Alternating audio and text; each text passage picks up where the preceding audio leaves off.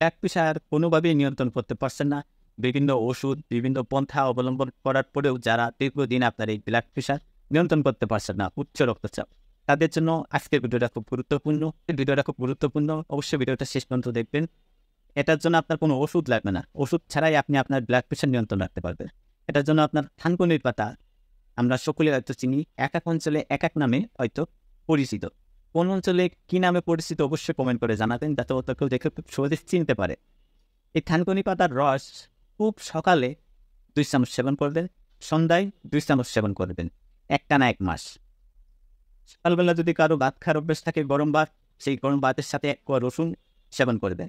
রাত্রে গরম ভাতের সাথে 1 কোয়া রসুন সেবন করবেন, একটানা 1 মাস। এই 2টা ফর্মুলা যদি আপনি একটানা 1 মাস সেবন করেন, ইনশাল্লাহ যাদের আপনার উচ্চ রক্তচাপ নিয়ন্ত্রণে আসবেই ইনশাল্লাহ আসবেই। সাথে আপনার উত্তেজক বা গরম জাতীয় খাবার পরিহার করতে হবে। চিৎকার চেঁচামেচি করে কথা বলা থেকে বিরত থাকতে হবে। সবসময় নিরিবিলি স্থানে থাকার চেষ্টা করবেন। ভিডিওটা ভালো লাগলে শেয়ার করে দিবেন, এবং যারা নতুন অবশ্যই পেজটা ফলো দিয়ে সাথে থাকবেন, আর যারা ইউটিউবতে দেখছেন অবশ্যই চ্যানেলটা সাবস্ক্রাইব করে সাথে থাকবেন। ভালো থাকেন, সুস্থ থাকেন। যদি আপনাদের কোনো মতামত থাকে অবশ্যই কমেন্ট করে জানাবেন, কমেন্টের উত্তর দেওয়ার চেষ্টা করবেন।